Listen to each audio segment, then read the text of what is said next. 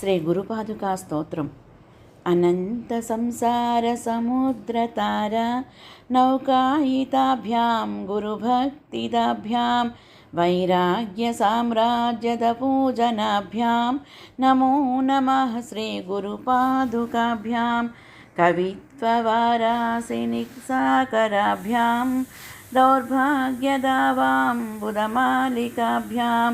दूरीकृतानम्रविपत्तिताभ्यां नमो नमः श्री गुरुपादुकाभ्यां नताययोः श्रीपतितां समीयुः कदाचिदप्यासु दरिद्रवर्याः मूकाश्च वाचस्पतितां हिताभ्यां नमो नमः श्री गुरुपादुकाभ्यां नालीकनीकासपदाहृताभ्यां नानाविमोहादिनिवारिकाभ्यां नमज्जनाभीष्टततिप्रदाभ्यां नमो नमः श्री गुरुपादुकाभ्यां नृपालिमौलिव्रजरत्नकान्ति सरिद्विराजझषकन्यकाभ्यां नृपत्वदाभ्यां नतलोकपङ्क्तेः नमो नमः श्री गुरुपादुकाभ्यां पापान्धकारार्कपरम्पराभ्यां